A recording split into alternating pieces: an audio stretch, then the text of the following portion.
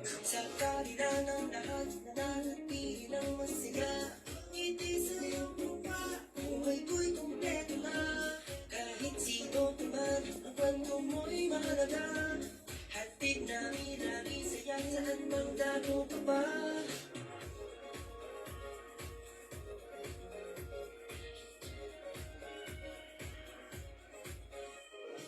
Magkasama sa isang pamina, libre lang ang umintang sumigaw. Umiyak, tumawa at manampalataya hanggang sa nabunda. Tuloy-tuloy ang saya. Kahit pare, kuya't ate, ilabas ang gilas mo. Kwento mo at kwento ko, i-ABTyan. Magbigay ng pag-asa sa lahat. Tulad sa siya, kahit hindi kita.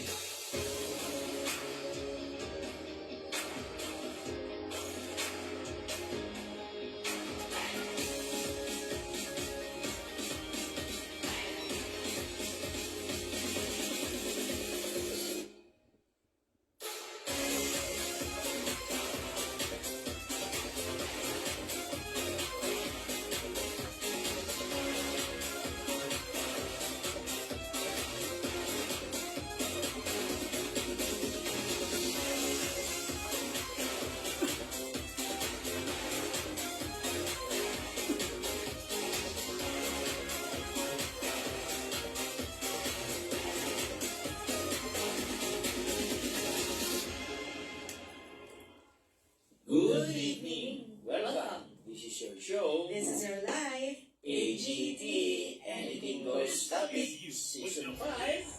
Episode 41. And today is November 3, 2023. And it's a Bible Friday night.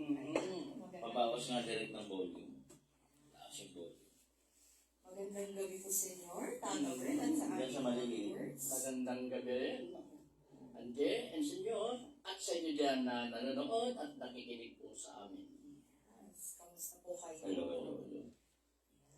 Konti pa. Yan. Malamig po. Hello. Malamig. Akin yung malakas eh. Hello. Okay. Yan. Malamig na po ang simoy ng hangin. Malamig. Yan, pwede na. Pwede natin. Lampas unta. Halloween. Pero maraming dadalo pa rin this Saturday at Sunday. Kasi uwian pa lang sa probinsya ngayon yung mga nagbakasyon. Yes. Ayan. Mga bakasyonista ko. Hello there! Hello po. Ayan. Kamusta po kayo? Si ate mo nasa bakasyon. Oo nga po. Kita ng driver nila. Wow. Running flat. Running flat. Ang saya. Yan ang mga talagang parte ng adventure, di ba? Pero di ba, senyor, yung mga ganun, pwedeng delay yun sa aksidente. Pwedeng blessing in disguise pa. Siyempre, yun na lang yung tatawagin natin. Pero the thing is, na-flat pa rin. Opo, hindi na-check na. Kasi yung kapalaro naman, sa totoo lang, hindi naman masabi yung kung ano yung nangyayari. Ano yung mangyayari. Actually, lalo na kung multiple kayo sa isang biyahe, sa isang sakyan. So, hindi nyo sigurado kung ano yung kapalaran ng isa sa isa. So, pwedeng you are at the wrong place at the wrong time. Okay. Katatapos lang din ng Barangay Election. and Sangguniang Kabataan Elections. No? Congratulations sa mga winners, lalo na yung manalo lang sa Toscoin. Congrats po. Pero ba rin? Doon nga pala sa aming barangay sa Isabela, no? Finally, yung more than 20 years na dynasty ng isang pamilya ended. Ang nanalo, yung kung yung wala masyado pera, ikaw hindi na maagi ng pera, according doon sa mga nagsasabi sa akin. Finally, nanalo yung tao na yun. At kilala ko yung tao na yun to be a good person. Congrats po. Kailangan ba good person ang manalo sa eleksyon? Basta mapatakbo lang niya ng maganda. Yun yung Basta kasi makatakbo lang niya ng being good is different from being produktibo. Di ba? Ganyan. Pero sabi ko nga, kanya-kanyang expert. So, kaya dapat nagpapalit talaga. Kasi, halimbawa, kung napagtuunan ng pansin ng edukasyon, puro edukasyon na lang ba? So, pagtuunan naman ng pansin, halimbawa sa probinsya, yung agriculture, yan. So, security, yan. Yung peace and order, yan. Yan yung mga kailangan nyo magpalit-palit. Kasi iba-iba yung mga dynamics ng mga tao. Yan yun. Oh, by the way, bababa po ang gasolina this Tuesday. So, huwag mo na kayo magpa-full tank, alalay lang. Oh. So, alam na ni Angelo ang gagawin. Hindi na naman magpapa-full tank yan. Kasi wala na yung full tank. Sorry. Ano po, walang problema dyan. Wala kang problema sa pala. Brisk walk po kasi ayan. Okay, good evening po sa ating 14 viewers. Hello po kay Miss Linda, Ate Sally, Ate Vicky, Mamita, Ate Judy, Ate Ginay, Miss Marina Espedilla, Ate Brenda, Ate Irene, Kuya Arthur. Ayan. Sabi ko ni Ate Ginay, kamusta po kayong lahat? Okay naman. Hindi pa namin nag-check yung payment niya doon sa lupa, no? It is because holiday. Holiday pa. So, sa Monday pa. Yes. Thank you, Ate Ginay. God bless. Sana nga po, no, kayong mga nanonood at nakikinig, hopefully makapag-share din kayo ng kahit mga tanong dito sa ating Lalo na sa yan. nagpipa. Parang wala ka kwenta-kwenta yung basahin. Kasi saling hari lang, eh, no? Saling hari lang. So, wala tayong masyadong pag-uusapan, di ba? Yung nating spectacular o ano. So, ayun. Subukan pa rin natin interchange. Tuloy pa rin ang gera sa Israel. Yan, sa Gaza. Finally, meron na tayong bagong Agriculture Secretary.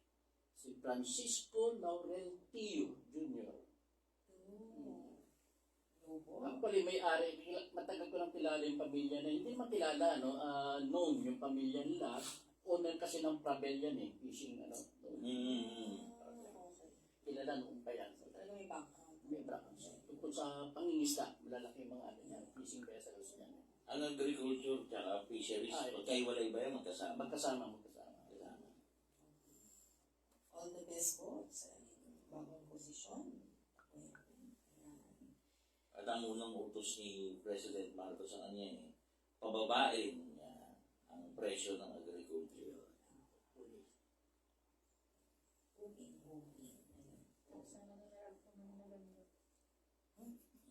Tataas ang Meralco ngayong November, sabi ni Miss Linda. So, mag-solar na tayo.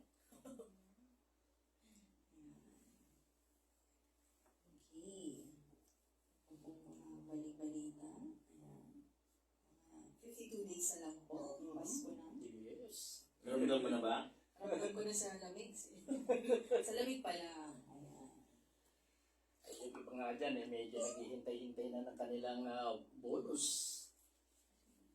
Ay, yes. Ay, sabi ko parang may ano po. Bibisita din namin. Any reindeer natin. Oo nga po, Tata Bird, ang mga bonus. Bonus yun. Bonus. Ilan? Kami ni senior ang walang bonus eh. Wala rin ako, Tata Bird. Wala ang bonus. Wala sa Ano? Opo. Pag-ano ba? Pag-July. Okay po. So ano pala ang proyekto natin, Senyor? Nag-iisip pa nga ako eh. Pero siyempre, depende sa pondo yan. MRT3 may libreng sakay sa Minod de Edad sa November 6. Oo. Malaki yung proyekto. Malaki-laki yun, Senyor. Pero okay yun lang.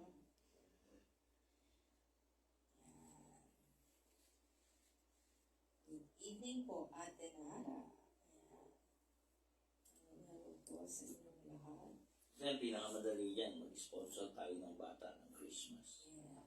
Yung Christmas shopping, Christmas talaga. gagawin natin Christmas talaga yung Christmas ng mga bata. Ginawa na natin yung dati, ah. Food chain. Nag-Christmas party sila sa Jollibee. Jollibee. Yes. Masaya din si Senyor Wu. Di dahil sa mga bata. Okay po. From Ate Gina, sa amin din, di uso ang bonus at pag-give sa mga empleyado kasi dinodonate daw sa Red Cross. Ako, dami na nagdo-donate dun eh.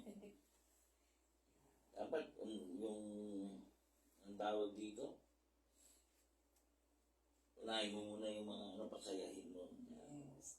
Sa akin kaya, sino kayo magpapasaya? Ang dami yan sir. Lalo na nung nakita nila yung kaputian mo ng Tuesday. Bakit dadami yan? Baka nagtataka sila kung bakit Bible reading tayo. Ako Friday. Dahil Friday, usually Tuesday natin ginagawa yan. Ang nakarang Tuesday po kasi binigyan natin ng way yung tungkol po sa Halloween 2023. Kaya nag-costume party tayo. Mm. Na ako lang ang nag-maintain yung costume kayo dalawa, tinanggal nyo. Kaya ako yung gininaw. Alam mo, alos 2 oras ako nakaubad. At least doon sa episode na yun, marami kayong naliwanagan ng mga paliwanag ni Senyor. Parang wala naman, parang kukunti lang, parang kumanta lang tayo ng kumanta doon. Gininaw. Ay, sa Friday, may gigas ako. Tanda, meron galing kumanta. Tata Bird? Yeah, sobrang tanda niya. Matanda lang. Sino kaya yan? Abangan. Ayan. Okay. Sana po nag-enjoy din kayo ng Halloween. Ayan.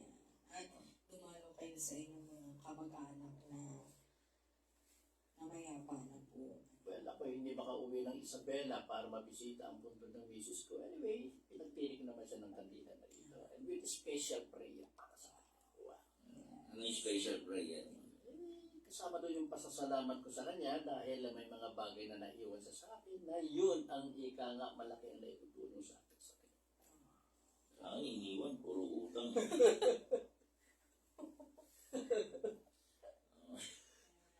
Kanya-kanya mo talaga. Kapalaran nga ikaw.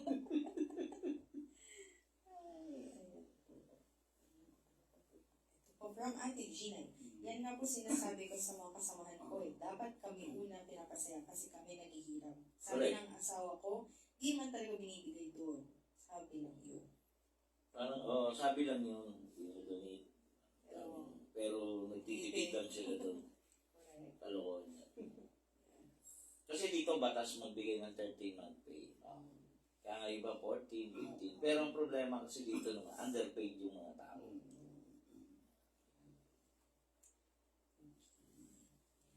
Sana dumating yung panahon na yung sinisweldo ng ating mga nagtatrabaho will be at par sa international rate. Ano? Sana po, hindi ka na mangyari. Unti-unti, narating din yun. Ayan. Kasi, it all starts din with education. Kaya sa mga bago pong elected, yung mga proyekto or appointees. Sana yan. Pero diretso ako po sabihin, kung malaki po ginastos niya, huwag na kayong umasa ng pagbabago sa barangay. Kasi 2 years lang po yan eh. 2 years lang, they will be having a salary na less than 1 million. Eh kung gumastos po yan na mahigit 1 million, ano pa ibibigay niyang serbisyo? Wala na po yan, babawi yan. Yun po yung akin. No? Kasi kahit anong sabihin mo eh, kung gumastos ka ng 10 million eh, kung ako yun, tutulong ko na lang diretso sa tao, ba't pa ako tatakbo? Eh, ngayon, kaya ka gumagastos ng malaki kasi meron kang balak na bawiin din yun. Simpleng arithmetic. No? Kasi kung talagang pagtulong, kung gagastos ka ng 10 milyon, 20 milyon, 30 milyon, which is gumastos yung iba, ha? Coming from the info ng mga tao ko dito sa baba, no? Kasi may mga chismoso pa rin naman ako eh. Kahit labas na ako sa politika, eh, alam ko, no? Kasi sabi ko nga sa inyo, indirect vote buying eh. Kumuha ka lang ng watcher na 10,000 sa 500, magkano yun? Diba? So, 5 million yun. Diba? So, indirect vote buying yun. Sabihin mo na, kalahati ang boboto sa'yo.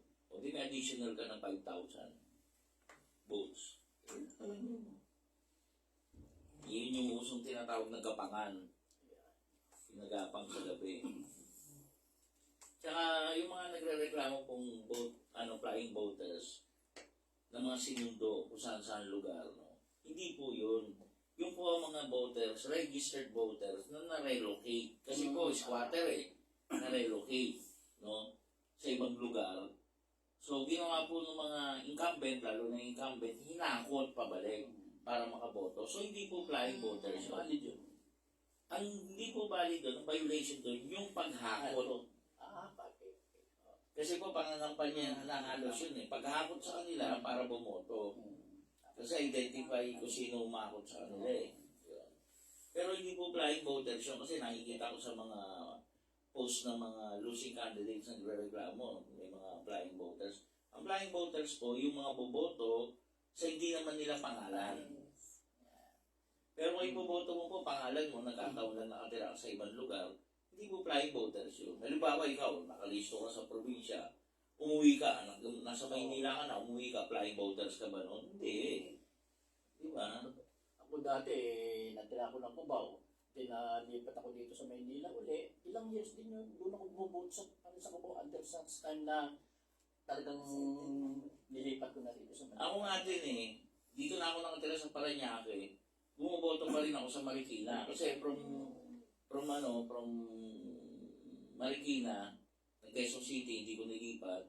Sa Marikina pa rin ako bumoboto. Then dito na nga sa Parañaque, hindi pa rin ako bumoboto. Pero originally dapat sa Pasay ako. Sabi nga nila, sa Pasay na lang ako tumakbo, mananalo. Mas kilala ako doon. From Ate Weng, baka kaya gumastos sa malaki kasi may gustong paghigantihan. Kilala ko yan. May paghiganti na Alam mo nakakita sa Parañaque, yung mga paghihiganti, yan. Yung asawa ng ganito, tumakbo, magkakapatid, magkakalaban. Gusto lang magantiyan eh.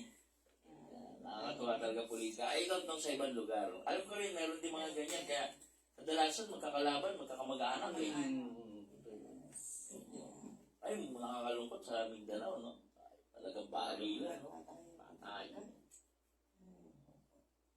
Nauuwi sa rito. What is freedom? For the sake na ating ano. Ayun nga, parang gantihan. Ang nag-uubusan na yung lahi. Ubusan ng lahi, walang demandahan. Rito tawag po doon. Walang demandahan. Pero so, paano po yun? Parang okay lang? Legal lang na? Hindi legal yun. Pero yung sabihin, hindi sila interesado magdemandahan. Hindi interesado ni Pakulong, hindi gaganti kami. Gantihan lang. So napatayan kami ng isa, patay kami ng isa rin sa inyo. Tapos vice versa, bali ganun. Yun na rito. Kanya-kanyang tiyempuhan yun. Kaya usually hindi nag-iisa yung ano. Halimbawa, ikaw, magre-rito tayo. Pinatay ko yung isang anak mo. Gaganti ka sa akin, papatayin mo yung anak ko. Tapos gaganti ulit ako sa'yo, patayin ko yung anak mo. Kaya nga ubusan ng lahi.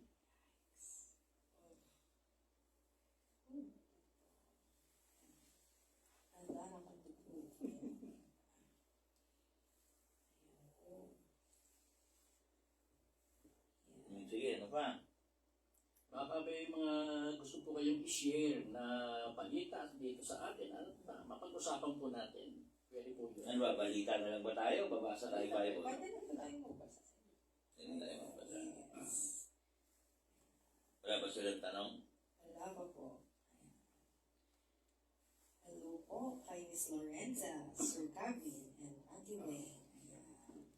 Ate Weng, maraming alam ng chismis ko. Kaya po, tayo magbabasa na po tayo mula sa libro, unang libro ng mga hari, chapter 13. Sinumpa ang altar sa Bethel. Samantalang nakatayo si Jeroboam sa harap ng altar sa Bethel upang maghandog, dumating mula sa Juda ang isang propeta ng Diyos. Inutusan siya ni Yahweh na sumpain ang altar na iyon. Wika niya, Altar o altar, pakinggan mo ang ipinasabi ni Yahweh.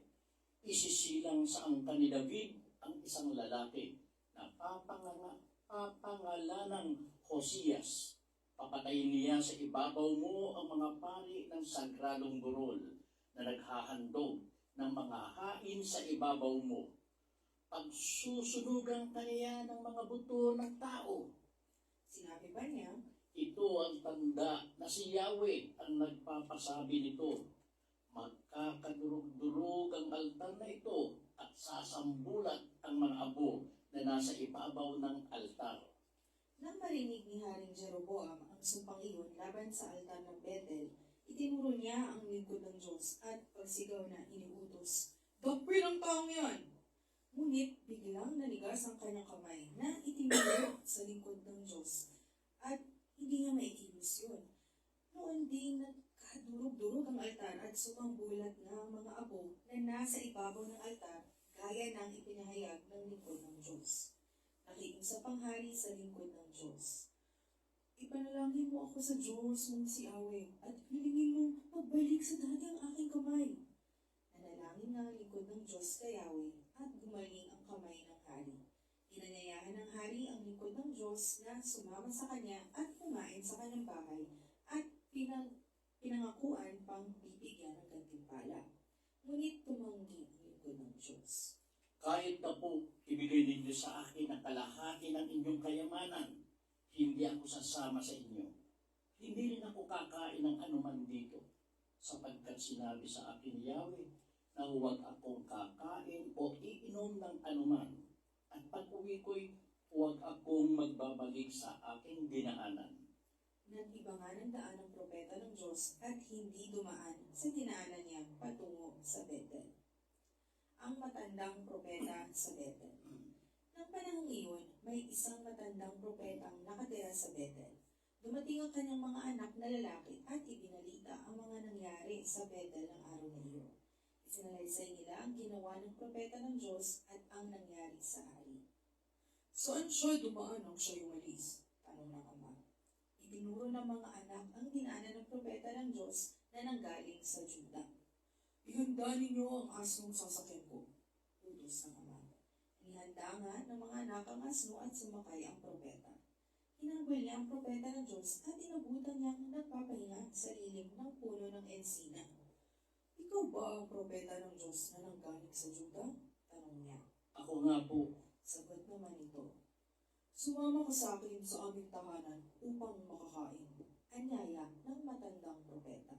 Sumagot naman ang propeta ng Diyos. Hindi po ako maaaring sumama sa inyo pabalik. Hindi rin po ako maaaring kumain o uminom ng anuman dito, sapagkat ganito ang utos sa akin ni Yahweh. Huwag kang kakain o iinom ng anuman doon, at huwag ka rin babalik sa iyong dinaanan. "Propeta rin akong tulad mo at sinabi sa akin ng isang anghel na inutusan ni Yahweh na dalhin kita sa bahay ko upang pakainin at painumin." Wika ng propeta. Ngunit nagsisinungaling lamang ang matandang propeta. Sumama nga sa kanya ang propetang galing sa Juda. Kumain siya at uminom sa bahay ng matandang propeta. Habang sila'y kumakain, dumating sa matandang propeta ang isang pahayag mula kay Yahweh. Kaya't sumigaw siya sa propetang galing sa Juda. Ganito ang pinapasabi ni Yahweh. "Sinuway mo ang aking utos. Bumalik ka sa iyong dinaanan at kumain ka at uminom dito sa lugar na ipinagbabawal ko sa iyo. Dahil dito, ang bangkay mo ay hindi malilibing sa libingan ng iyong mga magulang." Nang sila'y makakain, naghanda ang matandang propeta ng asnong masasakyan ng propetang galing sa Juda. Sa kanyang pag-uwi, nakasalubong niya ang isang leon sa daan at siya'y pinatay nito. Nahandusay ang kanyang bangkay sa tabi ng daan at binantay ng leon at ng asno. May mga taong napadaan doon at nakita nilang bangkay sa tabi ng daan at ang leong nakabantay. Ibinalita nila sa bayan ang kanilang nakita at nakarating ang balita sa matandang propeta. Nang marinig niya ang nangyari ay kanyang sinabi, "Iyon ang propeta ng Diyos na lumabag sa inuutos sa kanya ni Yahweh, kaya't pinabayaan siya ni Yahweh na makasalubong at labain ng leon." Pagkatapos, inutusan niya ang kanyang mga anak na lalaki na ipaghanda siya ng asnong masasakyan. Umalis siya at nadatnan ang bangkay sa tabi ng daan. Nakabantay sa tabi ng bangkay ang aso at ang leon. Hindi nito kinain ang bangkay at hindi rin nito kinalaw ang asno. Isinakay ng matandang propeta ang bangkay sa kanyang asno at ibinalik sa bayan upang ipagluksa at ilibing. Sa sariling libingan ng propeta, inilibing ang bangkay ng propeta ng Diyos. Kawawa ka naman, kapatid, malagkoy niya. Nang mailibing ang bangkay, sinabi ng propeta sa kanyang mga anak na lalaki, kapag ako'y namatay, dito rin ninyo ako ililibing, katabi ng kanyang mga buto, sapagkat matutupad ang mga sinabi niya sa utos ni Yahweh, laban sa altar ng Bethel at laban sa lahat ng sagradong burol ng Samaria. Itinakwil ni Yahweh ang sambahayan ni Jeroboam. Sa kabila ng ganitong pangyayari, hindi tumigil si Jeroboam sa kanyang masamang gawain. Patuloy pa rin siya sa paglalagay ng mga paring hindi mula sa libing ni Libay. Sino mang may gusto ay ginagawa niyang pari sa mga sagradong burol. Dahil sa mga kasalanan ito ni Jeroboam, naubos ang kanyang angkan at hindi na muling naghari. Ito po ang salita ng Diyos. Salamat sa Diyos. So, ito na po, yung sinasabi ko nga, no? Merong isang unknown na propeta, no, na nagpunta, no? Para magbigay ng mensahe, no, kay Jeroboam, no, na hindi naman niya nagustuhan. Kaya nagalit siya, tinuro niya, pinagdadakip niya. Pero pagturo niya, nanilitsyo ko kay niya. So, pagpapakita ng kapangyarihan ng Diyos, no, nakiusap naman siya ng gamutin siya. No? Inibitahan siya kumain, yung propeta, hindi na kasi may instruction sa kanya, huwag kang kakain, huwag kang iinom, at huwag mo nang dadaanan yung mga lugar na dinaanan mo. Okay, so yun, hindi na niya dinaanan. Kaya lang, meron isang matandang propeta na pinuntahan siya dahil pareho silang propeta, ano, gusto niyang makilala. Ang problema nga, nagsabi na hindi naman totoo na pinapasabi ng anghel. So, yan yung isang problema, no? Yung propetang isa, no? Naniwala kasi siya, hindi sumama siya, kumain siya, naparusahan siya, namatay siya, di ba? Dahil doon, at walang, hindi siya masasama sa libing ng kanyang mga magulang o mga ninuno. May mga hayop na pumatay sa kanya, pero hindi naman siya tuluyang kinain. Kaya ibang kanya nandun. Kaya kinuha ng isang propeta at nilibing. So, ba't siya naparusahan? Kasi siya may instruction, hindi yung isang propeta. Yung isang propeta naman, gusto niya lang, supposedly, gusto niya lang pakainin. No? Na hindi naman alam yung instruction. No? Hindi naman niya sinusubok. No? Na yung isang propeta, sabihin na natin, nakakabatang propeta, subukan, kundi gusto niya lang pakainin. No? Bumalik sa daan. Siyempre, yung daan na dinaanan, kaya nga namatay siya. Kaya sa pag-uusapan natin, may instruction sa kanya. Okay? Ito yung palagi ko sinasabi. Kasi sa akin po, maraming sumusubok na ganyan. Na during my life as a healer, no, maraming nagmamagaling. Yan. Dapat ganito, dapat ganito, dapat ganito. Ang tigas daw ng ulo ko. Yan palagi ang sinasabi nila, matigas ang ulo ko eh. Kasi tumitigas ang ulo ko dahil ayaw ko sundin sila. Ba't ko naman sila susundin? Gayong hindi naman sila nagbigay sa akin ng kapangyarihan, nakakausap ko naman ng Diyos, ba't ko sila pakikinggan? Yun yung mali ng propeta yun eh. Kaya ako, tinitindigan ko yung bagay na yun. Kung nakakausap ko yung Diyos, kung kinakausap ako ng Diyos, kung may mensahe ang Diyos sa akin, kung kailan darating, dapat kong baguhin o may panibagong instruction, yun yung gagawin ko. But never, na kahit sinong Poncio Pilato magsabi sa akin, ito gagawin natin kasi ito maganda. Kung spiritual na bagay, pag-uusapan. Yun yung akin eh. Kaya nga palagi sinasabihan ako, matigas daw ang ulo ko. Which is, kung siya, pinanindigan niya na hindi kumain, hindi uminom, dahil yun ang sinabi sa kanya, wala eh. Sinabi lang sa kanya eh, anong tawag dito? anong sabi niya, yung hindi po marunong sumama, no, bawal uminom, no. Propeta rin ako tulad mo. At sinabi sa akin ng isang anghel na inutusan ni Yahweh. Inutusan ni Yahweh yung anghel na dali dito sa bahay ko upang pakainin at painumin, wika ng propeta. Ngunit, nagsisinungaling lamang ang matandang propeta. So, ibig sabihin, walang instruction. Kasi kung may instruction, doon mismo sasabihin sa nakakabatang propeta na binabago na yung order. Alam niyo po, ito po yung babala ko sa inyo eh. Along the way, you will meet a lot of people. A lot of people. Malilinis ang intensyon, magagandang intensyon, masasamang intensyon, ipapahamak kayo. Pero the thing is, lalo na po, kung kanino po nanggaling yung utos, dapat yung doon din po manggagaling ang pag-iba o pagbawi ng utos. Ikaw, tatabay, kasama kita from 25 years. Natatandaan mo yung unang grupo natin na mayayaman yung mga kasama natin. Gusto nila ako baguhin, gusto nila akong baguhin pananamit ko, pagsasalita ko. Dami nila gustong baguhin sa akin. At gusto nila maraming baguhin. So, tumatak sa isip ko, bakit ko kailangan baguhin? Wala namang utos yung Diyos. Tama. Diba? Yun ang sinasabi ko sa kanila eh. Hindi naman kayo nagbigay ng kapangyarihan sa akin. Ba't ko kailangan baguhin? Eh, kasi daw, ganito, ganon. Hindi raw ako, hindi ko raw binabanggit si Kristo. Sabi ko, darating yung panahon na babanggitin ko yan. Diba? Sinasabi ko naman, darating ko, hindi pa panahon. Diba? Sinasabi ko yun sa kanila, diba?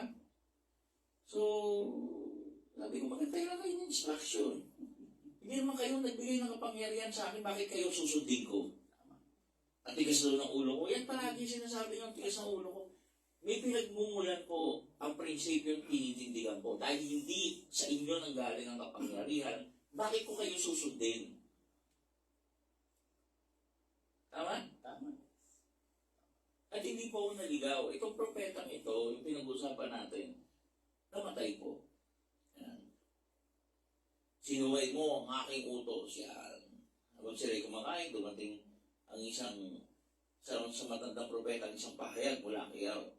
Sumigaw siya sa propeta galing sa Diyos. Ganito ang pinapasabi ni Yahweh, sinuway mo ang aking utos, bumalik ka sa iyong dinaanan at kumain at uminom ka dito sa lugar na pinagbabawal ko sa iyo. Dahil dito ang bangkay mo ay hindi malilibing sa libingan ng iyong mga magulang. Ayun. Pinong parusa. Namatay siya. Yung mga leon. Kinagat siya, pinatay siya. Pero hindi naman siya kinakain. Pinatay lang siya, pinaglaruan lang siya. Sayang. Kasi po, ang akin po, nakakausap mo eh. Bakit sila paniniwalaan mo? Hindi nga sila kinakausap, wala nga silang kapangyarihan eh. Wala nga silang... Ako matigas ako dyan eh, kaya Kabag, sinasabi ko na matigas daw ang ulo ko. Ay, ewan ko sa inyo, bahala kayo. Ang sumunod ba, at hindi kayo sundin, matigas na ulo? Sa inyo ba nanggaling ang kapangyarihan ko? Di ba? Yun yung tanong eh. May naikwento ka rin, Senyor, no, na nakakatanggap ka ng mensahe mula sa mahal na Birhen.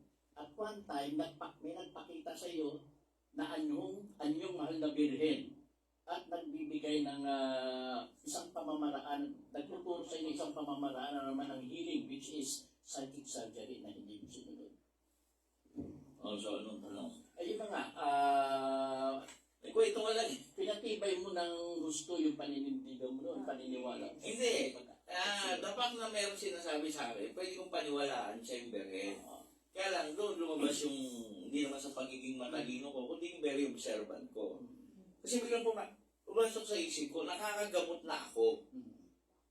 Sa pamamaraan na no, 25 years ago hanggang sa panahon ngayon, gumagaling sa pamamaraan na yon.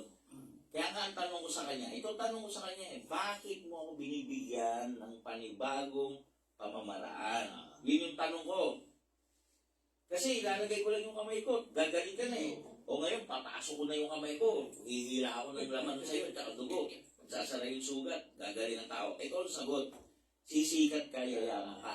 Kung very observant ka, in comparison doon sa unang nagpakita sa akin na gamutin mo ang mga may sakit. Regardless ano yung religion, may gumaling Iglesia ni Cristo, di ba? Tapos naka-bracelet na rosary.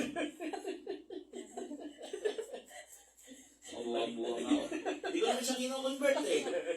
Hindi siya kino-convert. Siya may kusa, bahala kasi sa buhay niya. Okay.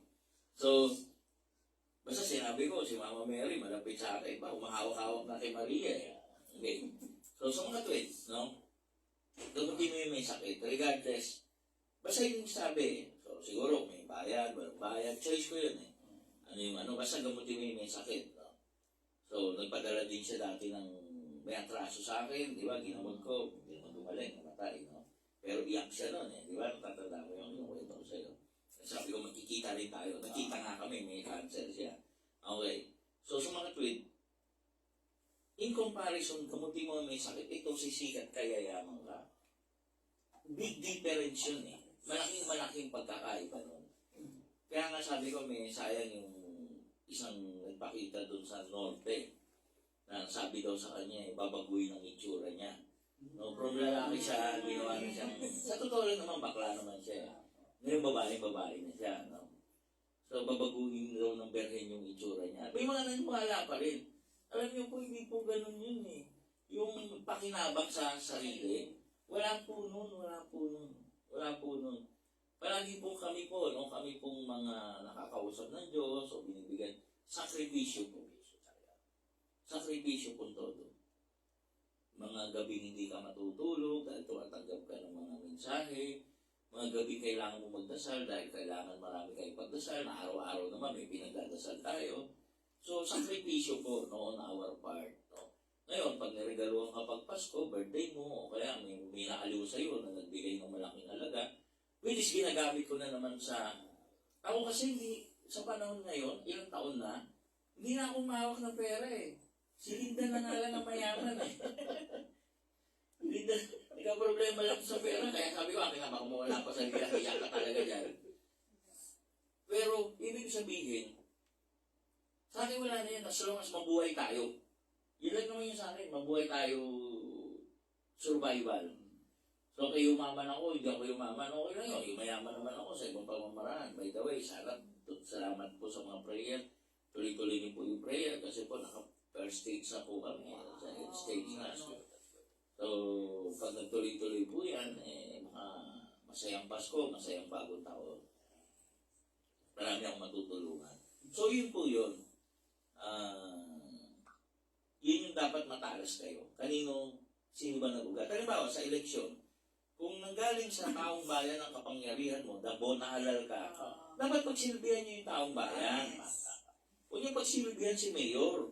Pagsilbihan mo yung taong bayan na nanggaling sa'yo, kaya ka naging kapitan. Tama? Kasi doon nanggaling yung kapangyarihan mo eh. Sila pakikinggan mo, hindi si Mayor. Di ba? Hindi naman si Mayor nagbigay ng kapangyarihan mo eh. Yun yung sinasabi kong pagkakaiba. Kung saan nanggaling yung kapangyarihan mo, bakit ka ganyan, yan yun. Di ba?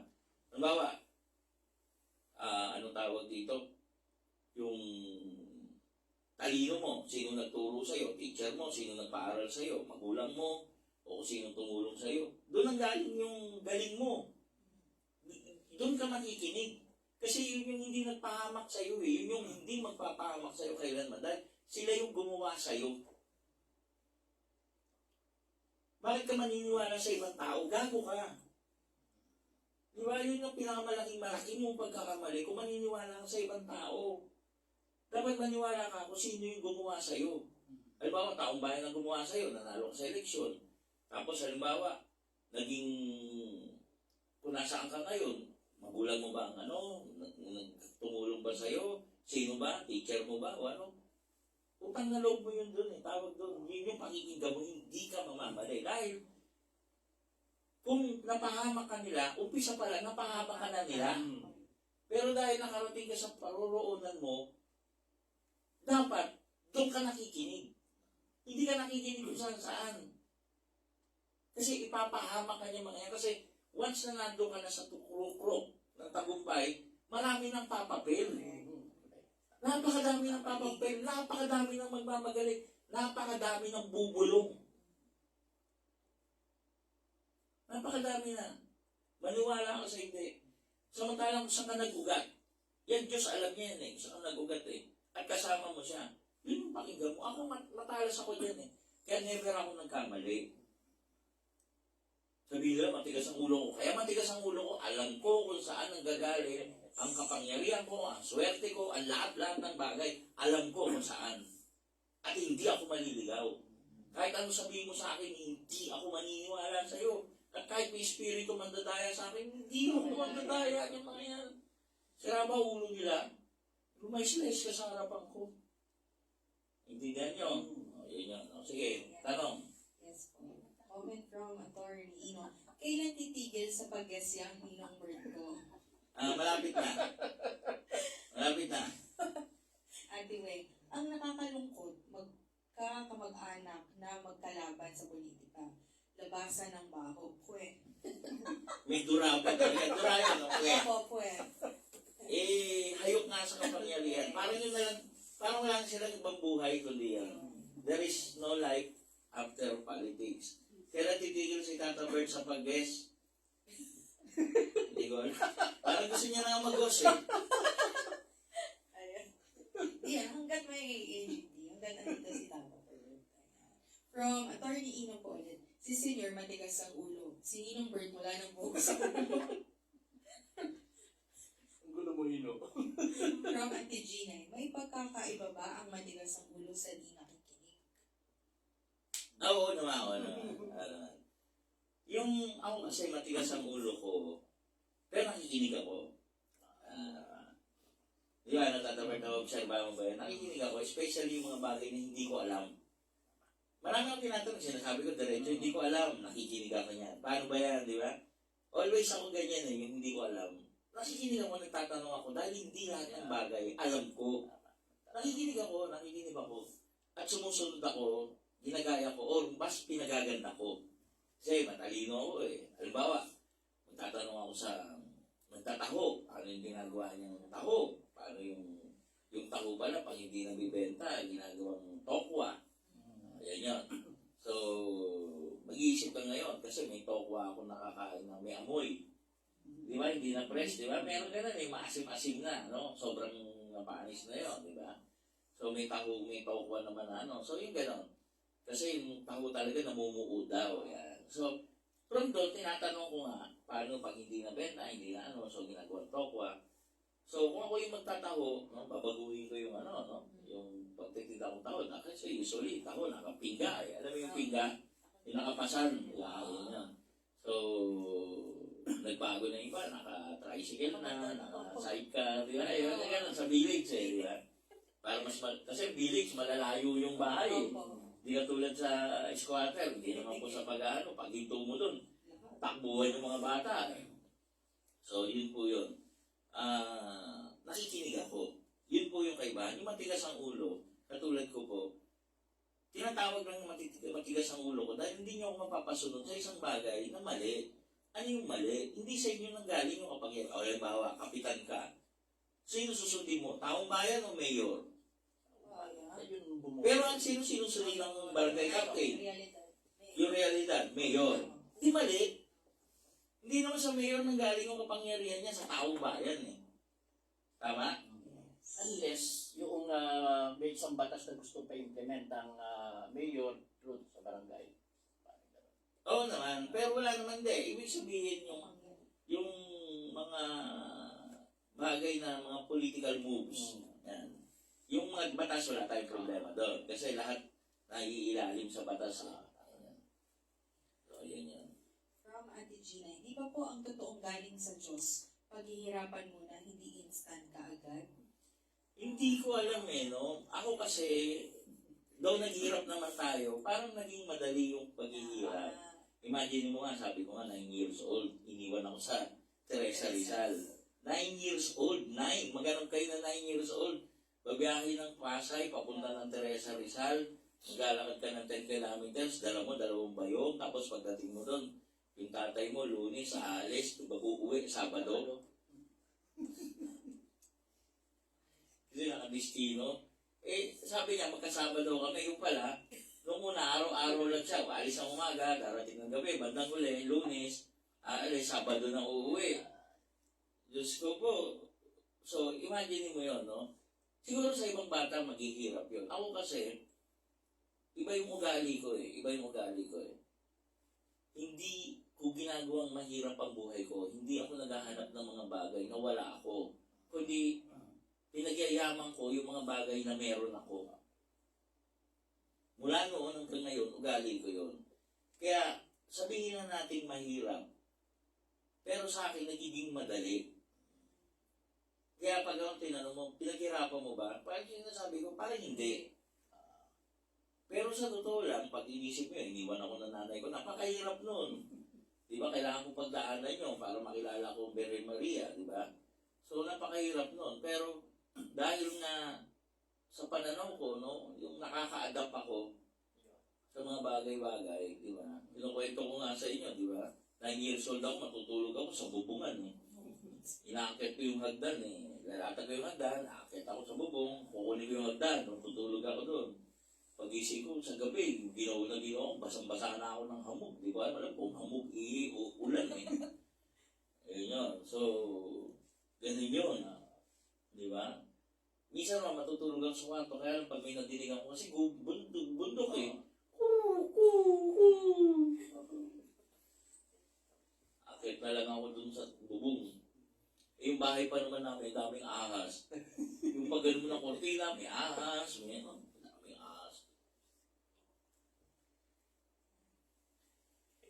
From Ate Gina, parang po sa work ko, sabi po ng kasamahan ko, ba't di ako nakikinig sa kanila? Sa sous chef ko lang ako nakikinig. Sabi ko kasi, siya ang nag-hire sa akin, kaya siya ang boss ko. Yung head chef kasi nag-resign na, kaya siya na ang boss ko. Correct. Correct. So, sasabihin nila, matigas ang ulo mo. Kasi hindi ka nakikinig sa kanila. Minsan, pag nakinig ka sa kanila, tignan mo yung propetang yan, o di namatay. Niloko lang yung isang propeta. Di ba? Sira pala ulo mo eh. Sinabi na sa'yo, huwag kang dadaan doon ulit, huwag kang kakain, huwag kang iinom. Sinabi na sa'yo, pinapasabi ng anghel. Sabi ng ano, narinig ko lang ngayon. Oh. Eh, naniwala siya. Ang take ko naman doon, baka gusto lang siya pakainin ng propeta, kaya ginamit niya yung ano. Not knowingly, yung propeta, hindi rin niya alam na ganun katindi, no? Kasi ako talaga, I make it a point na kung ano yung, kung saan nanggagaling yung kapangyarihan, kung saan nanggaling utang na loob ko, yun yung pakikinggan ko, yun yung ano. Gano'n lang kasimple yun, hindi ka magkakamali talaga. Kasi kung ipapahama ka niya, umpisa pa lang, pinahama ka na niyan. Eh hindi naman eh, nakarating ka nga ako sa patutunguhan mo eh, o di ba? Paano ko pa hindi maniniwala, ipapahama ka ba niyan? Hindi ka papahamak niyan. Pero yung mga along the way, na-meet mo lang, along the way, nakita mo lang, along the way, tapos biglang sila na yung nagmamahal sa'yo, katarantaduhan niya. Hindi yan totoo. Hindi yan totoo. I'll tell you, hindi yan totoo. Dahil may mga interest lang sa'yo yan. Lalo na kung nasa prurok ka ng tagumpay. Na, Mas marami eh. Ayan. Ano magandang chapter? Kasi yung aral, wala siyang balik. Ewan, diba? Kaya na-play ni senior sa ngayong panahon. Ganun talaga siya. Ganun talaga. Simbolismo ng story. o tingnan mo ikaw. O kaya ako. Nag-realize ka. O kanina ka nakinig. O, Sa iba. sinasabihan na kita. Opo. Sinampula ko pa yung asin. Yes. Patis. Yes. Toyo. O ayaw mo makinig sa akin. Ayun. O tinuloy mo pa rin yung kagagahan mo. Ayun. O di sinong mukhang tanga. Ako po. Sinong nga. Ako po. O yun ang sinasabi ko. Yes. Kung si Yahweh yung patay ka. Patay ako. Nakita mo? Di ba? Kasi usually mga hindi naman yun yung talagang nagmamahal sa'yo, ayaw ka mapahamak. From the very start, hindi ka niya ipapahamak.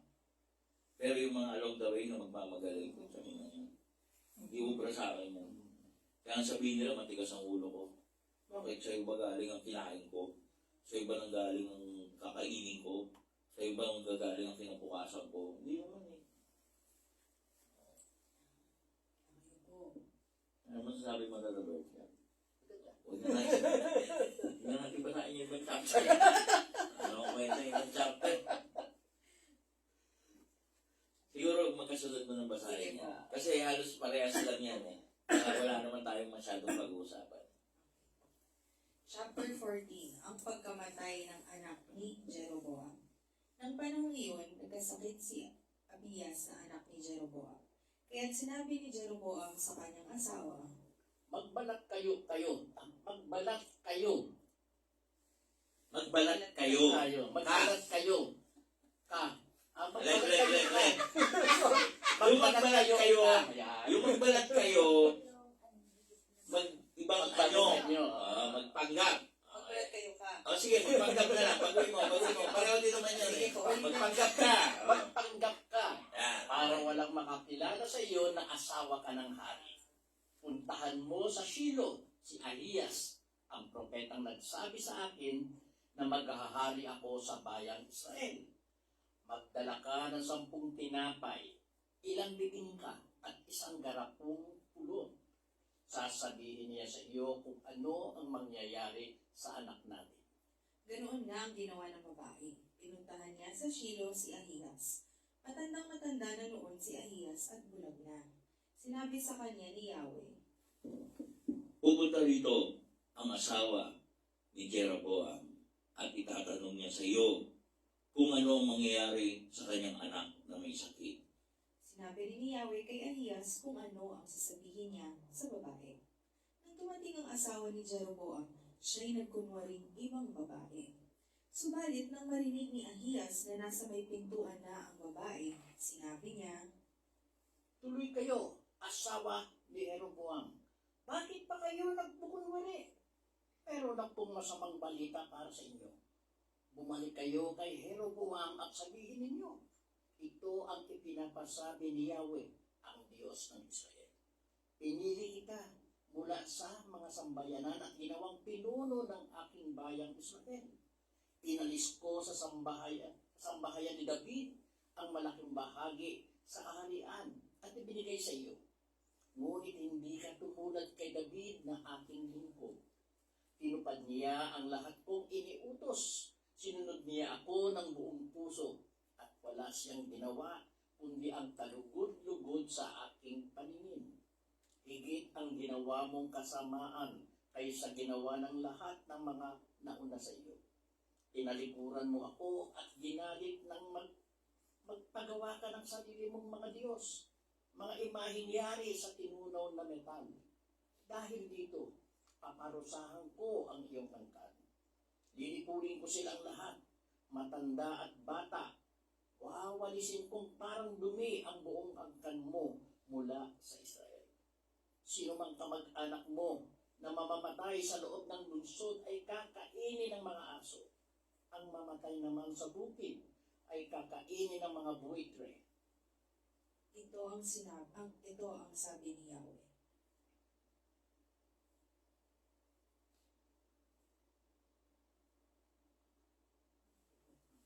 Ngayon, umuwi na kayo. Pagpasok ninyo sa bayan ay mamamatay ang inyong anak. Ipagluluksa siya ng buong Israel at ihahatid sa kanyang libingan. Siya lamang sa buong angkan ni Jeroboam ang maihahatid sa libingan, sapagkat siya lamang ang kinalugdan ni Yahweh, ang Diyos ng Israel. Ang Israel ay bibigyan ng Diyos ng ibang hari na siyang magwawakas sa paghahari ng angkan ni Jeroboam. Paparusahan ni Yahweh ang bayang Israel hanggang sa ito'y manginig na parang tambo sa tubig na pinapaspas ng hangin. Parang punong bubunutin niya ang bayang Israel mula sa masaganang lupain ito na ibinigay niya sa kanilang mga ninuno. Magkakawatak-watak sila sa mga lupain na sa kabila ng ilog sapagkat ginalit nila si Yahweh nang gumawa sila ng mga imahe ng Diyos-Diyosang si Asherah. Pababayaan ni Yahweh ang Israel dahil sa mga kasalanang ginawa ni Jeroboam at sa mga kasalanang ipinagawa nito sa bayang Israel. Nagmamadaling umalis ang asawa ni Jeroboam at nagbalik sa Tirza. Pagdating niya sa pintuan ng kanilang bahay, namatay ang bata. Siya'y pinagluksa at inilibing ng buong bayang Israel tulad ng sinabi ni Yahweh sa pamamagitan ni Propeta Ahiyas. Ang pagkamatay ni Jeroboam. Ang iba pang mga ginawa ni Jeroboam, ang kanyang mga pakikibigma at kung paano siya naghari ay nakasulat sa kasaysayan ng mga hari ng Israel. Naghari naghari siya sa loob ng 22 taon. Namatay siya at inilibing at sinadab na kanyang anak ang humalili sa kanya bilang hari. Ang paghahari ni Rehoboam. Naghari naman sa Juda si Rehoboam na anak ni Solomon. 41 taong gulang siya nang nagsimulang maghari. 17 taon siyang naghari sa Jerusalem sa lungsod na pinili ni Yahweh mula sa lahat ng mga lipi ng Israel upang dooy sambahin siya. Ang pangalan ng kanyang ina ay Naama, isang taga-Amon. Gumawa ng kasamaan laban kay Yahweh ang sambahayan ng Juda at higit na masama ang kanilang ginawa kaysa kanilang mga ninuno. Dahil dito'y nagalit sa kanila si Yahweh. Nagtayo sila ng mga sambahan, mga haliging bato at mga larawan ni Asherah sa ibabaw ng bawat burol at sa lilim ng bawat mayabong na punong kahoy. Ang pinakamasama pa nito, may mga lalaki at babaeng nagbebenta ng panandaliang aliw sa templo bilang pagsamba. Ginawa ng mga taga-Juda ang mga kisuklam-suklam na gawain ng mga bansang pinalayas ni Yahweh mula sa lupain noong pumasok doon ang mga Israelita. Nang 5 taon ng paghahari ni Rehoboam, sinalakay ni Shishak na hari ng Ehipto ang lungsod ng Jerusalem. Kinuha niya ang mga kayamanan sa templo ni Yahweh at sa palasyo ng hari. Sinamsam niyang lahat, pati ang mga gintong kalasag na ipinagawa ni Solomon. Pinalitan ni Rehoboam ang mga iyon ng mga kalasag na tanso at inilagay sa pag-iingat ng mga pinuno ng bantay sa hari na nagbabantay sa pintuan ng palasyo. Tuwing pupunta ang hari sa templo ni Yahweh, dala ng mga bantay ang mga kalasag na iyon. Pagkatapos, ibinabalik ang mga kalasag sa himpilan ng mga bantay. Ang pagkamatay ni Rehoboam. Ang ibang mga ginawa ni Rehoboam ay nakasulat sa kaysaysayan ng mga hari ng Juda. Patuloy ang labanan ng Rehoboam at ni Jeroboam sa panahon ng kanilang paghahari. Namatay si Rehoboam at inilibing sa libingan ng kanyang mga ninuno sa lungsod ni David. Ang ina niya ay isang Amonita na ang pangalay na Ama. Humalili sa kanya si Abiam na kanyang anak. Chapter 15. Ang paghahari ni Abiam sa Juda. Noong 18 taon ng paghahari sa Israel ni Jeroboam na anak ni Nebat, naging hari naman ng Juda si Abiam na anak ni Rehoboam kay Maaka na anak ni Absalom. 3 taon siyang naghari at sa Jerusalem siya nanirahan. Sumunod siya sa masasamang halimbawa ng kanyang ama at hindi sa halimbawa ni David na kanyang ninuno. Hindi siya naging tapat kay Yahweh na kanyang Diyos. Gayunman, alang-alang kay David, ang kanyang angkan ay pinapanatili ni Yahweh na maghari sa Jerusalem. Pinagkalooban siya ng anak na lalaki na hahalili sa kanya at iningatan sa kaaway ang Jerusalem. Ginawa ito ni Yahweh sapagkat pawang matuwid sa paningin niya ang mga gawa ni David. Sa buong buhay niya, hindi siya lumabag sa mga utos ni Yahweh, liban sa ginawa niya kay Urias na Heteo. Nagpatuloy ang alitan ni Rehoboam at Jeroboam hanggang sa panahon ni Abiam. Ang pagkamatay ni Abiam. Ang iba pang mga ginawa ni Abiam ay nakasulat sa kasaysayan ng mga hari ng Juda. Nang mamatay si Abiam, siya inilibing sa lungsod ni David at ang anak niyang si Asa ang humalili sa kanya bilang hari. Ang paghahari ni Asa sa Juda. Noong 20 taon ng paghahari ni Jeroboam sa Israel, naging hari naman ng Juda si Asa. Naghari siya sa loob ng 41 taon at sa Jerusalem siya nanirahan. Ang lola ni Asa na si Maaka ay anak ni Absalom. Namuhay si Asa ng matuwid sa paningin ni Yahweh tulad ng kanyang ninunong si David.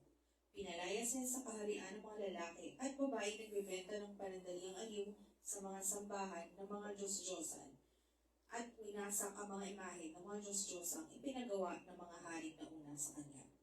Pati ang kanyang lolang si Maaka ay inalisan niya ng karapatan sa pagiging inang reyna sapagkat nagpagawa ito ng isang malaswang rebulto ni Asherah. Ipinagiba niya ang rebultong ito at ipinasunog sa batis ng Kidron. Pagamat hindi niya naipag-iba lahat ang mga sagradong burol, si Asa ay habang buhay na naging tapat kay Yahweh. Pinasok niya sa templo ang mga handog ng kanyang ama kay Yahweh, gayon din ang kanyang sariling handog na ginto, bilang balak at mga kasangkapang sagrado. Patuloy ang alitan ni Asa at Baasa na hari ng Israel sa buong panahon ng kanilang paghahari. Pinasok ni Baasa ang lupain ng Juda at nagtayo ng kuta sa Rama upang harangan ang daan papunta kay Asa. Kaya tinipon ni Asa ang nalalabing ginto at pilak sa kabangyaman ng templo at ng palasyo. Ipinadala iyon sa Damasco kay Ben-Hadad na anak ni Tabrimon at apo ni Hezion na hari ng Syria. Ganito ang kanyang ipinasabi. Nais kong maging magkakampi tayo tulad ng ating mga magulang. Tanggapin mo ang mga regalo kong ito. Hinihiling kong putulin mo ang iyong pakikipagkaibigan kay Baasa na hari ng Israel upang mapilitan siyang umalis sa aking nasasakupan. Sumang-ayon si Ben-Hadad kay Haring Asa at nagpadala siya ng mga hukbo at ng mga pinuno nito upang salakayin ang mga lungsod ng Israel. Nasakop nila ang mga bayan ng Ijon, Dan, Abel-Bet-Maaka, ang lupain sa may lawa ng Galilea at ang Neftali. Nang mabalitaan ito ni Baasa, ipinatigil niya ang pagpapagawa ng kuta sa Rama at pumunta siya sa Tirsa. Inutos naman ni Asa sa lahat ng mga taga-Juda na kunin ang mga bato at kahoy na ginamit ni Baasa sa pagtatayo ng kuta sa Rama at ginamit iyon sa paggawa ng kuta sa Geba at Mispa sa lupain ng Benjamin. Ang pagkamatay ni Asa. Ang iba pang ginawa ni Haring Asa, ang kanyang kagitingan at mga bayang pinagawa niya ng kuta ay nakasulat sa kasaysayan ng mga hari ng Juda. Ngunit nang siya'y matanda na, nalungkot siya dahil sa karamdaman sa paa. Namatay si Asa at inilibing sa libingan ng mga hari sa lungsod ni David.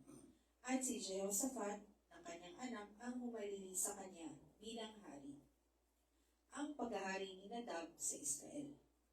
Nang ikalawang taon ng paghahari ni Asa sa Juda, naging hari naman sa Israel si Nadab na anak ni Jeroboam at 2 taon siyang naghari sa Israel.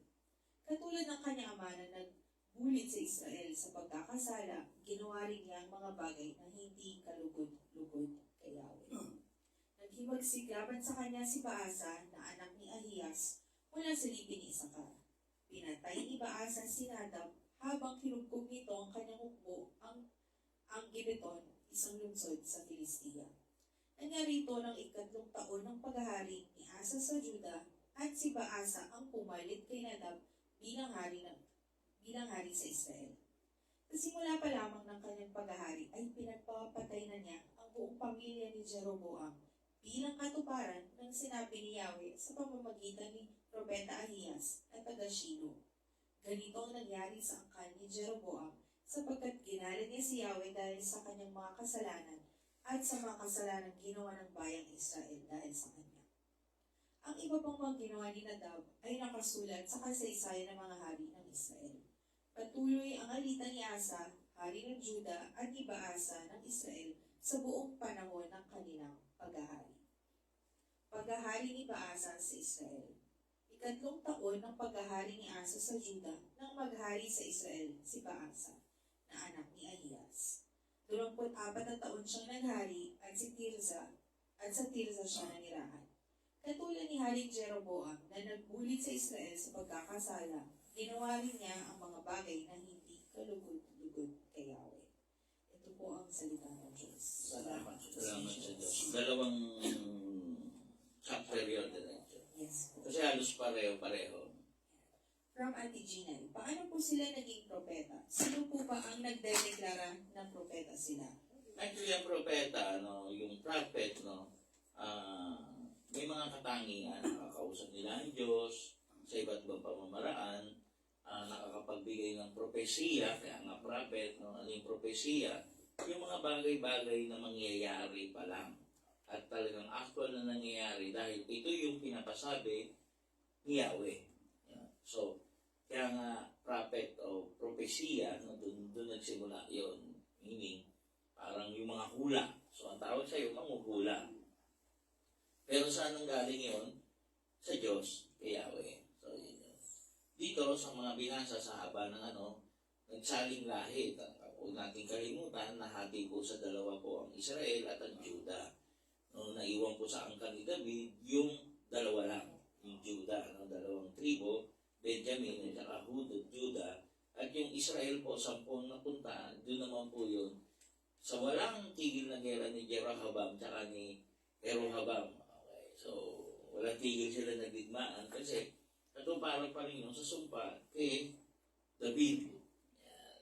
Dahil po, actually, daw paborito ng Diyos si David, isa lang ang naging kasalanan niya, yung kay Betsebang issue.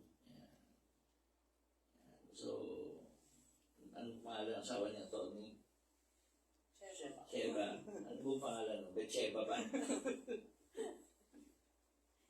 So dito, si Asa ang pinaka-ano. Though hindi niya nagawa lahat ng pwede gawain, pero yung effort, pinigilala ng Diyos yung effort niya na libain yung mga maling paniniwala at ibalik sa tamang paniniwala yung Judah. Yung Judah kasi, yun lang yung hawak niya, yung Israel, hawak ng kabila eh. Yan yun. So, Baasa, no? Baasa. So, ano po tanong nyo? Yan. Sa ating lahi, no? Siguro pwede nating puntahan yung kasaysayan ng mga hari ng Huda kung ano yung mga nagawa nila later on. Pag-aaralan ko kung pwedeng pang isang usapan yun. Kasi maraming hari na yung lumipas matapos kay David. Pero magsisimula po tayo, ito po yung panahon po na kung saan nagkaroon na ng hari. Kasi dati po, wala pong hari ang Israel, kundi anong tawag sa kanila, hukom, judges. Okay. Tapos, ang nagahari sa kanila, yung si Yahweh mismo. Kaya nga nagalit ng Diyos, sige, bibigyan ko kayo ng hari. Gusto niyo ng hari. Pwede si Saul, ang unang hari. Yeah. So, bibigyan ko kayo ng hari na ikakapahamak nyo. Gusto nyo, di ba? O, sige, bahala kayo. So, yun po yun. Para lang recap po, para alam nyo po. Kaya maganda yung nagbabasa ng buuan. Sige, anong tanong? From Ate Ginay, di ba po nasulat din sa Bible na may mga maglalabasan din mga bulaang propeta? Opo, marami po niyan. Hanggang ngayon, napakadami po niyan. Ayan.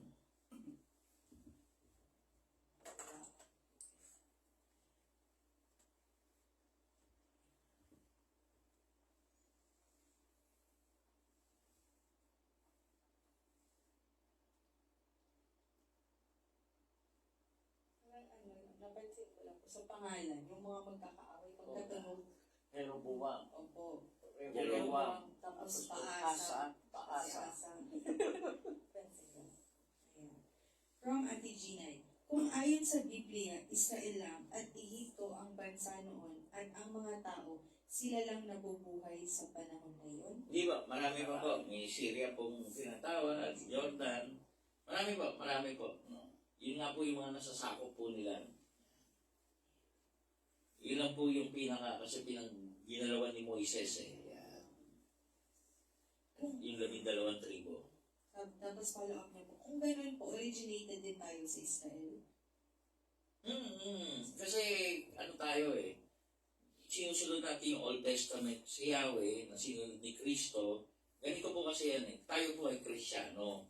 Yung mga Hudyo po, hindi po pinaniniwalaan si Kristo, hanggang Old Testament lang po sila. Pero dahil po si Kristo po ay isang Hudyo, no, na King of the Jews nga po siya eh. So kaya po tayo, pinaniniwalaan din po natin yung Old Testament. Yan, bilang isang Kristiyano, naniniwala kay Kristo. Pero yung mga Hudyo po, hindi naniniwala kay Kristo. Okay? So para po malinaw ha, kaya po pag nagpunta kayo sa Israel, hindi po kayo mamahalin ng mga Hudyo. Aaway po kayo ng mga Hudyo. Yung nga po yung sinasabi po ng mga Muslim eh, bakit kumakampi kayo sa mga Hudyo? Aawayin kayo niyan. Samantalang kami mga Islam, pinaniniwalaan namin si Kristo na isang propeta. Doon, aawayin kayo. Aawayin kayo talaga. So, yun po yun. Totoo naman po yun, kasi po mga Hudyo yun.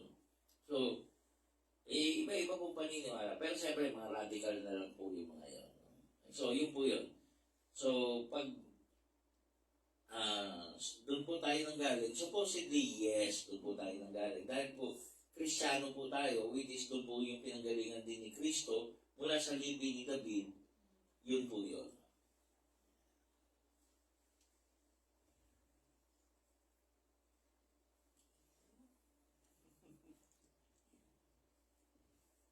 Sa bloodline po siya ni David eh.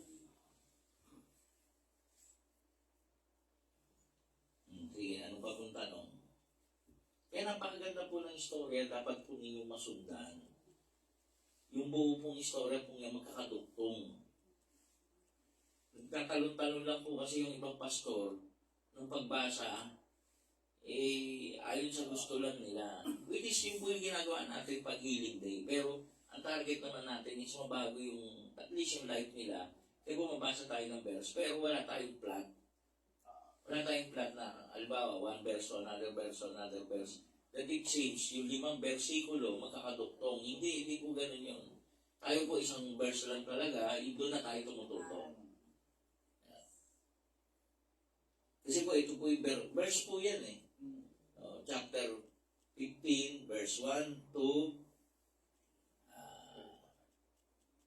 33. 34 to 34. Chapter 15, verse 34. Hanggang 34, biruin nyo.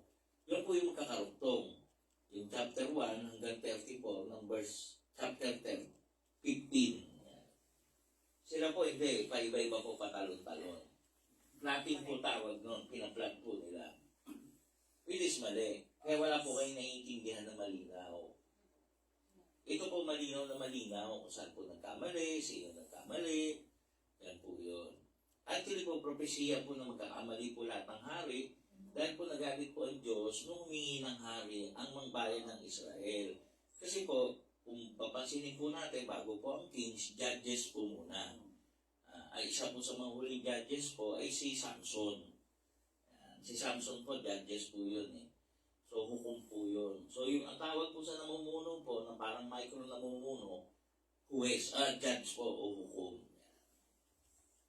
Humingi ng hari. Kaya si Saul po nga, so, unang hari ng Israel. From Ate Gina, yung mga Greek god po ba, saan po ba nagmula yun o naging basihan nila? Siyempre po, iba pong paniniwala po yun, yung mga Greek goddess, mythology po ang tawag naman po doon. Pero din pong pinag-uugatan po yun, na kung saan po ay hindi po religion, kundi myth yan, yung myth, yung kwentong bayan, no? Pinagagalingan. Pero hindi po ibig sabihin, no, ipapasubali natin na walang kaulugan, na walang pinagmulan. Meron din po pinagmulan yun. Actually po, ang lumang Pilipino po, which is yung mga, hindi ko naman matatawag na sinaunang Pilipino, yung wala pa yung Islam. Islam po kasi ang unang naging religion po ng Pilipino. Pero tayo po nung Bathala tayo, yung Bathala, yung Bahala na yan. So, Bathala po tayo, yung po yung ating mga ninuno. Mythology din po halos ang pinagmumulan po niya, may mga istorya. So, yun po yun, hanggang napalitan po ng Kristyanismo. Okay? Pero sa ganang akin po, no? Kahit ano naman po yung paniniwala po, no? Yun po yun. Yun po yun. Nasa pagmamahal pa rin po sa ating kapwa. Kung may tanong. From Ms. Gregoria Castillo, bakit hindi matigil ang kaguluhan sa Israel? Siguro sagutin natin tatlo yan. Tato Bert, sagutin mo. Well, biblical po talaga, no? Mula pa yan, noong nung makulong o maging alipin sa Ehipto, yung mga tao ng Israel, mga Israelite. At sa kanilang paglabas na yun, sa kanilang paglalakbay, sa paghahanap ng tinatawag na lupain na ipinangako sa kanila ni Yahweh, nagkaroon sila ng encounter sa iba't ibang lugar. Something like that. Ang magandang may tuloy ni Sinyo, no? Ano masabi? Parang ang gulo ng kwento mo. Ikaw. Ako sa tingin, tama na po si Tata Bert, biblical, dahil inutos kasi, actually, kasi yung utos ni Yahweh, ano po yun? Lupulin, ano po yung Lipulin. Ayun, sorry po. Lipulin po ang lahat ng bansa. Hindi po nila sinunod. So, ayun, hanggang sa alinlangan na po. Pagpasensya niyo na po dalawang kasama ko po, no? History po pagbasihan natin, no? The biblical proportion. Yung po yung tawag doon, no? Okay na po nun yung mga Israelite po sa panahon ni Joseph the Dreamer. Natatandaan po ninyo. Joseph the Dreamer po, binigyan po siya ng karapatan na mamuhay sa Ehipto kahit hindi po siya Egyptian, nakapantay ng mga Ehipto. No? Dinala niya yung mga kapatid niya, dumami sila ng dumami, at nagpalit ng mga Pharaoh. Nung nagpalit ng mga Pharaoh, ginawa na pong slave yung mga Israelite.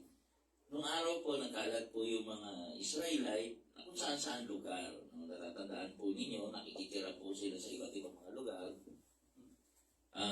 Ayaw po sa biblical na history, yan po yun eh.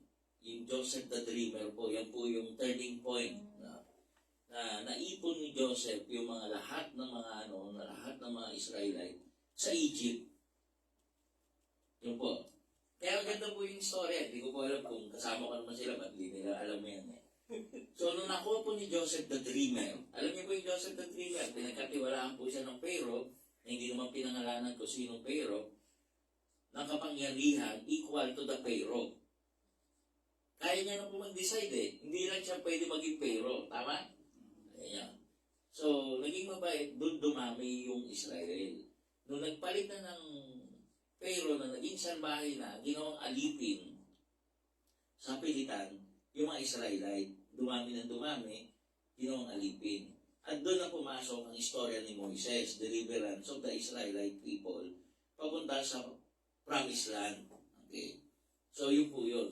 So, tumawid sila sa Red Sea, which is, papunta po yan, yung makabagong Israel. Kung saan po lugar, Canaanites po yan. Kanaan po yan. Pero, yan na po, then, history, tuloy-tuloy na po yung digmaan, walang katapusan, noon po at ngayon. 1948 po, before po 1948, nagkalat po yung mga Jews sa iba-ibang mga bansa.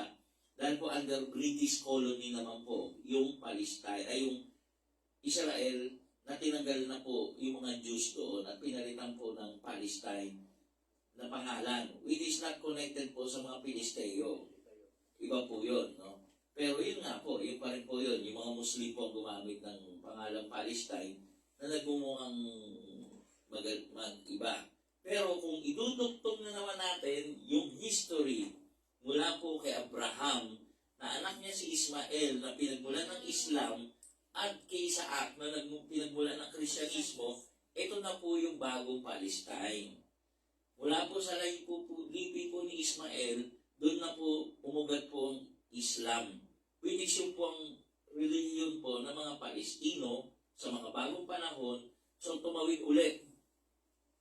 Kasi po walang kinalaman po yung Palestine, yung lumang Palestino, biblical Palestine sa bagong Palestino po ngayon. Pinangalan po yan ng British. Yan. Pinangalan, Palestine yung pangalan natin bilang pang-asar sa mga Hudyo. Pero dahil nga nagbalikan yung mga Hudyo, hanggang natalo na nila. Nakarami na sila. Lumit pa na lumit. Yung ilang gera pinagdaanan nila. Yun. So, yun yun. So, ayun po yung sagot. So, magsisimula po yan sa panahon ni Joseph the Dreamer, panahon ni Moises.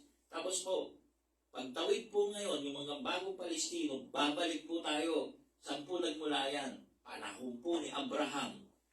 Anak niya si Ismael, anak niya si Isaac. Ang sabi ni Ismael, magiging palaaway ka. Ang iyong libi, ikaw, magiging palaaway ka sa iyong kapatid. Yan po yun. No? Panahon po ni Ismael, yan po yun. Ano din sasabihin yung dalawa? Kulang. Laki ng kulang eh, mali eh. Parang wala, naligaw eh. So yun po yun, no? Kaya nga ang ganda ng istorya po eh. Kailangan simulan nyo sa umpisa, hanggang naririto na tayo, magtanong kayo, maliliwanagan kayo. Maliliwanagan kayo, yung pala yun. Yan, hanapin mo yung yung sinabi ng Diyos kay Ismael, Genesis yun. Panahon pa na yan eh. Exodus, panahon pa ni Genesis nga, Genesis. Di po ba ang mga anito po ang sinasamba ng unang Pilipino, yung mga Greek god po, saan po nagmula ang basa nila? Parang ganun din, Ginay. Yung mga anito, sila naman ganun din, yung celestial mga being, ang pinagmumula naman. So, yun yun. Tayo naman, nature. Nature naman tayo. Kaya mga bathala natin, may kinalaman sa pagtatanim, sa pagtutubig, yan, sa pag-ulan. Yan, sila naman celestial being kasi mas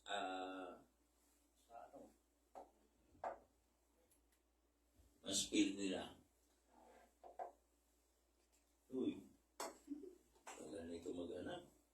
Sige, Tata Bert, ikaw muna. Ako ang hanap.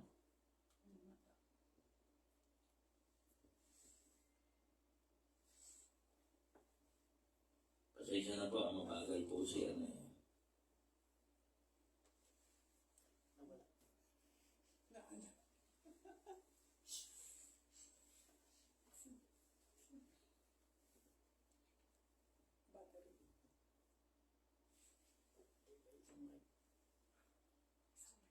Tata Bert, magsalita ka nga.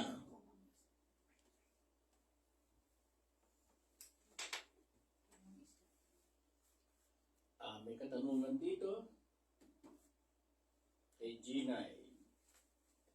Kung ang Israel ay lupang pangako ng Diyos, di ba po sa Pinas, Mindanao naman ang lupang pangako? Hindi po yan. Paano nagulungan na? Mula po sa Genesis, chapter 16, verse 12. Yan po. Tagal maghanap eh. Tagal alam kung paano. Isang pagkatanungan mula kay Ginay. Di ba Chapter 16, verse 12. Ngunit ang anak mo'y magiging mailap. Hayop na asno ang makakatulad. Maraming kalaban, kaaway ng lahat, di makikisama sa mga kaanak. Nakita niyo po? Alam niyo po yung mga Palestino, umaalis po yan sa lugar nila na pupunta sa US, sa Europe, sa iba-ibang mga bansa. Dahil ayaw nila yung patakaran ng mga Muslim sa Palestino. No, nagpupunta sila doon. Tapos doon, dahil yung kalayaan nila, nagrarally sila, nanggugulo sila doon. Hindi naman po sa pag-ano, totoo po yan. No? So, sarili nilang ayaw nila. Para away nga sa lahat eh. Pakiulit mo nga, hindi mo mahanap. Hindi ko alam paano ko maghanap eh. Ngunit ang anak mo'y magiging Hindi, mailap. basahin mo muna. Anak mo, sino yung sinasabihan? Ayan, sinasabihan po Sino nagsasabi? Sinasabihan ni Yahweh si Hagar. Sino si Hagar? Si Hagar po. Kumpletoy mo kasi para recap nila. Ayan. Si Hagar po yung naging isa sa mga asawa po. Hindi. Si Hagar po, hindi po asawa ni Abraham. Ang asawa po ni Abraham ay si Sarah. Si Hagar po ay handmaid po o katulong po ni Sarah o Saray. Tapos po, dahil hindi po maghanap, mali kasi yung kwento mo eh. Iiba yung history. Dahil hindi sila magkaanak, sinabihan ni Sarah, si Abraham, buntisin mo si Hagar para magkaroon ka ng anak. So, binuntis niya. Okay. So, nung nabuntis niya, ang pinanganak si Ismael. Okay? At ito yung sabi ng Yahweh kay Hagar nung maghihiwalay na sila dahil naging salbahe si Hagar eh. Naging salbahe, naging mayabang kay dahil walang anak. Which is nagkaanak naman uli. Nagkaanak naman si Sarai na si Isaac naman yung anak. O anong sabi kay Hagar during the time na bago palayasin sila. Mali-mali yung kwento mo eh. Ngunit ang... Hindi asawa yun. Opo, sorry po. Ngunit ang anak mo'y magiging mailap. Hayop sa... Sino ang magiging mailap? Ngunit ang anak mong si Ismael, magiging mailap. Hayop sa asno ang makakatulad. Maraming kalaban, kaaway ng lahat, di makikisama sa mga kaanak. So nakita niyo po, ganyan po mga Muslim, hindi po makikisama sa mga kaanak. Magigipag-away, kaaway ng lahat. Yan po ang pinagmulan po ng Islam po eh, si Ismael. At hindi po, ulitin ko po, hindi po asawa ni Abraham, si Hagar. Ay, history mo. Eh, kasi maliligaw sila eh, mamamali sila eh. Okay? Ako mas matanda ha.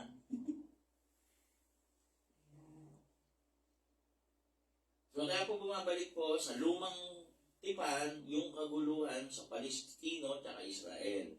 Yun po yung tanong. No? So, historical on the biblical proportion. Yun po yan. From Ate Ginay po. Di ba si Jacob naging si Israel? di sa kanya po pinangako ang Israel. Hindi, kapangalan lang yan. Yung magulo.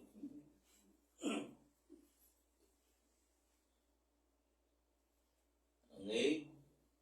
From Auntie Ginay, totoo po yan, dito sila ang magulo at troublemaker. Tama po. Yung mga Muslim po, magugulo yan kahit saan. Ginagamit nila yung kalayaan na binibigay sa kanila para manggulo. Okay? Kasama ko naman kayo. Dapat alam nyo na. Paano tayo gagawa ng dating daan? Paghanap pa ng versikulo, hindi mahanap. Paano ko ba maghanap? Okay. Sige, Tata Bert, any last word? Well, maganda po talaga ito pagbabasa natin ng Biblia. Parang di naman. Parang nahirapan. Marami po tayo napupulot na kaalaman. At nalalaman po natin ang takbo, ang totoong naging takbo ng istorya. Conquer the world of Albion. Ang Sige naging, po, commercial lang gawin. ang naging takbo ng istorya batay sa Biblia. Sana po, makasama pa namin kayo sa ilang pagbabasa po natin ito. At marami po tayo talagang matututunan. Yun lang po masasabi ko. Sa akin naman po, ang talagang hindi ko makalimutan yung binasa po natin, chapter 13, na yung sa dalawang propeta, na kailangan po kung sino po talaga nagbigay na instruction, doon po tayo makinig. At kung sino man po yung makasama natin na wala po sa ulat pa lang, hindi po natin papakinggan. Doon po tayo sa nag-ugat. Ayan. Thank you po. Ang akin po, no? Tulad po nung sabi ko na Angel, pinaliwanag natin. Saan ba nanggaling ang buhay natin? Kanino ba ang pinagkakautangan natin ng buhay? Ang lahat-lahat ng bagay na meron tayo, saan nanggaling? Kung sa inaakala nyo kung saan ito nanggaling, yun lang ang dapat natin pakinggan at sundin. Wala nang iba. Hindi ka mamamali. Dahil hindi niyan dinala, hindi niyan ninais na ikaw ay ipahamak. Never. Then the rest, mga pagsubok yan, kung susundin mo sila. Napakarami pong hari ang nagkamali. Ayon po sa pagkakasulat sa Biblia, saling lahi na mali. Pero binabanggit si David. Dahil sa pangako kay David, kaya po doon nakakalusot yung ibang hari. At binabanggit din yung pagkakamali ni David kay Urias, na asawa ni Bethsheba, na siyang naging dahilan ng lahat ng kaguluhan. Lahat po tayo makagawa ng pagkakamali.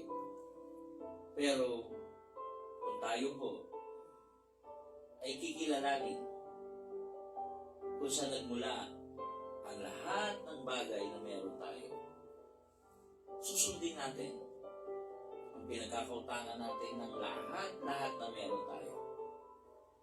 At ang pinaka-importanting meron tayo ay ating buhay. Buhay na napakahalaga. Ang panahon na meron tayo na nauubos sa araw-araw na dumarating dahil tayo ay nagkakaedad. Paano natin nauubusin ang panahon na meron tayo? Sa pagmamahal, sa paglilingkod, sa paggawa ng masama, sa paggawa ng mali, sa pagtulong sa kapwa. Ako po, naranasan ko pong lahat ng klaseng hirap. Subalit, sabi ko nga po parang hindi naman ako nahirapan. Ang biyaya po ay walang katapusan. Palagi nga po sinasabi nila, si kuya na naman. Parang sinabi nila lahat na lang yung blessing kay kuya. Yan po kasi ang tawag sa akin bago po ako maging senior kuya po, ng lahat. Bakit pa ako meron ganun? Dahil alam ko po kung kanino magpapasalamat. Alam ko po kung kanino ako dapat tumanaw ng utang na loob. At At pag marunong ka tumanaw ng utang na loob, marunong ka magpasalamat, walang katapusang biyaya ang makakamtan mo. Kasi po, kayo po ang lumagay po. Pag may binigyan kayo na isang tao at hindi marunong magpasalamat, sigurado hindi nyo na uli bibigyan. Malulungkot kayo. Subalit, kahit ano ibigay mo, tuwang-tuwa at nagpapasalamat ang isang tao, matutuwa ka. Siya palagi may isip mo kung meron kang ipamimigay. Ako po, hindi po perfecto. Sabi ko nga sa Diyos, hindi ako mabait, hindi ako paladasal, hindi ako palasimba. Bakit ako? Siguro po masasabi ko lang po, sa araw-araw na pamumuhay ko, nagpapasalamat ako sa Diyos. Naniniwala ako na Diyos ang may bigay ng lahat. Naniniwala ako, utang ko ang lahat sa Kanya. Kaya po naririto po ako ngayon para magsalita sa inyo. Sana po, kung di nyo po masusundan, makinig sa mga aral at pag-aralan po ninyo. Ako po si Anthony Rivero para sa AGT. Angelia Nena po. Si Tata Bert po ito. And by the way, may gamutan po bukas being a Saturday, no? At muli, asahan po natin at pakinggan yung 61st lecture this year. Meron? Meron. Good night. God bless.